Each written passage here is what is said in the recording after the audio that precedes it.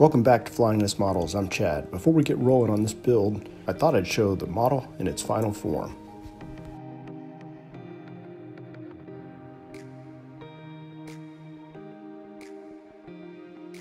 The build gets started with the cockpit seat, and with a few additions like side rails from evergreen rod and seat belts made with pewter foil, things look a whole lot better. I'm not a fan of the decal instrument panels, so I used the Walden micro punch and die set along with plastic sheet to make some new gauges and dials. These are placed on the instrument panel and glued in place with Tamiya superfine cement. Per my usual method, I start painting the cockpit by airbrushing a coat of flat black over all the parts. This provides a good base for shadowing when I airbrush successively lighter shades of interior green over it.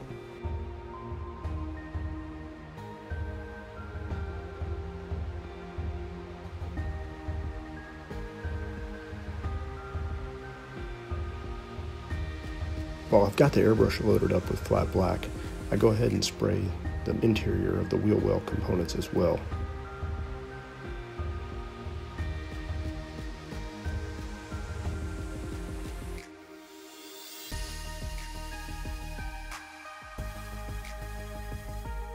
I mix the green using Tamiya flat green and yellow zinc chromate, and then lighten it with more zinc chromate as I go.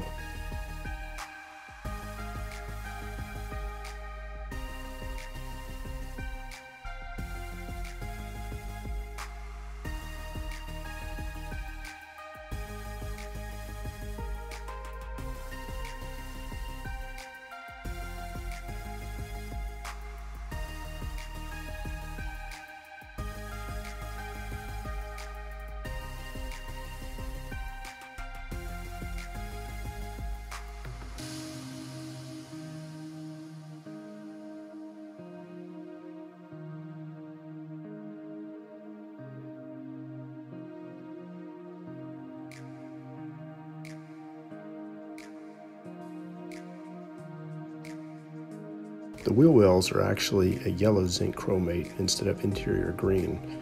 So I start with a base of yellow zinc chromate, but when I lighten that color, I actually lighten it with just a few drops of Tamiya flat yellow.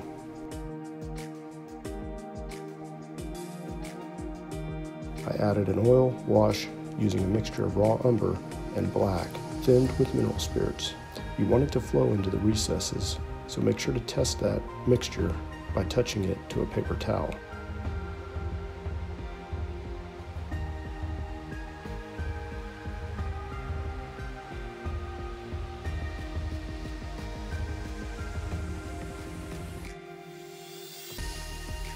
After the oil wash is dry, I come back again with successively lighter coats of that interior green. Lightened up a little bit more this time with more yellow zinc chromate. This really highlights the high spots and adds some nice shadowing into those low spots.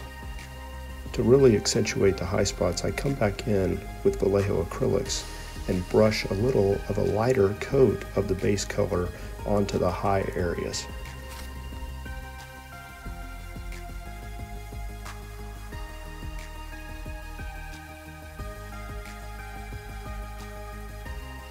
I repeat that process for the interior green, this time mixing that yellow with a little Russian green and a little white.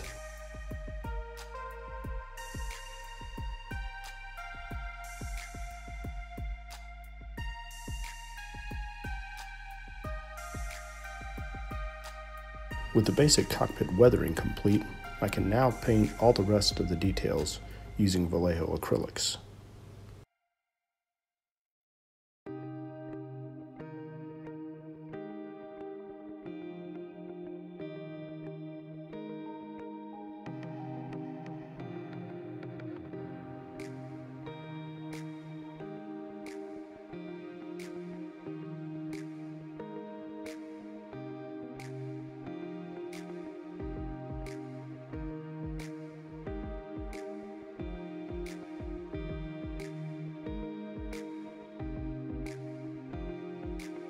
Now with all the cockpit detail painting complete, it's time to close up the fuselage.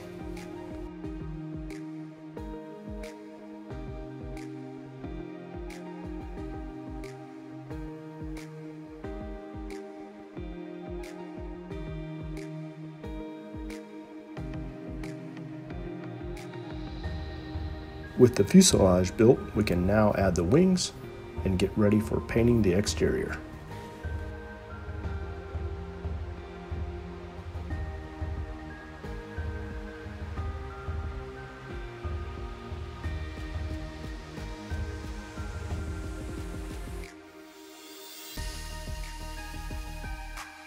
Before we can start painting though, I need to fill a few seams and get everything sanded smooth. I start by pre-shading all the panel lines with a flat black.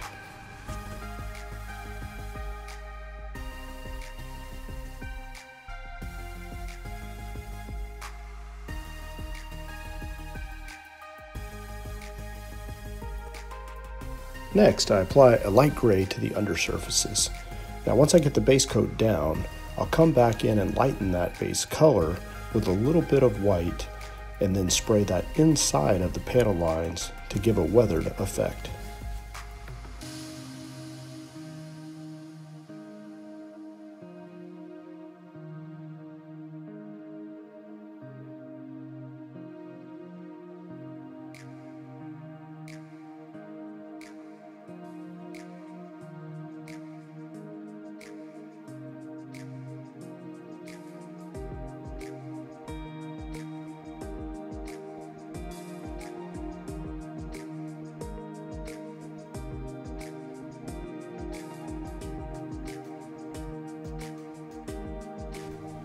I repeat that process using a custom mix for the RAF green.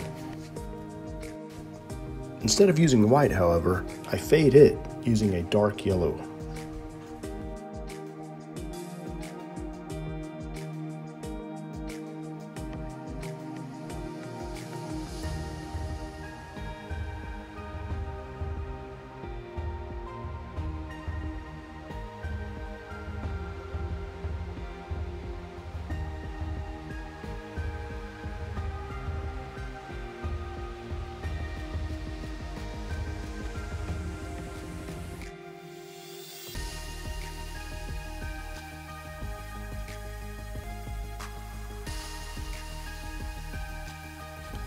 To add additional weathering effects, I'll apply oil paints directly out of the tube over a coat of white spirits that I lay down on the flat paint of the model. Once down, I'll use a clean brush with clean white spirits to remove the excess oil paint and leave behind enough to give a weathered effect.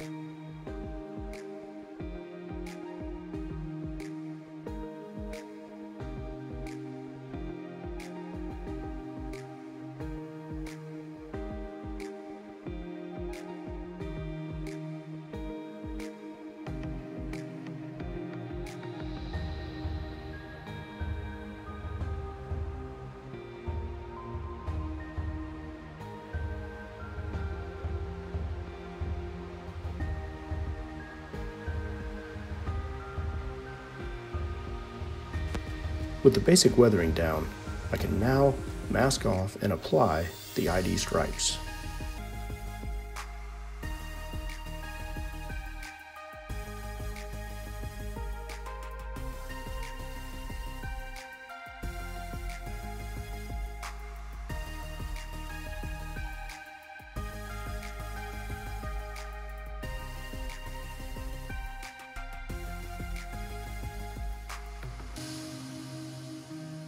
Now it's time to add the decals. Spray the model with a flat clear coat and finish off the smaller details like the prop and spinner, as well as the landing gear, antenna, and the canopy.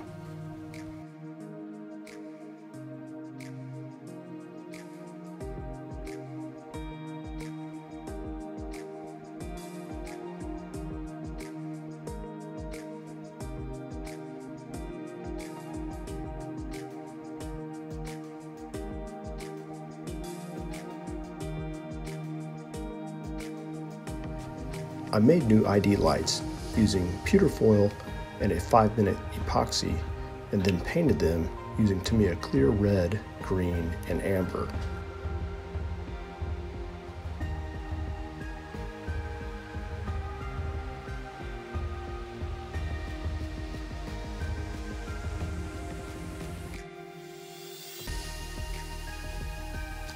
So that pretty much wraps up the 1/72nd Airfix P-51D Mustang build.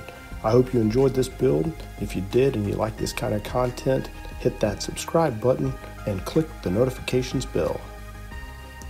Appreciate you tuning into the channel. Have a good one.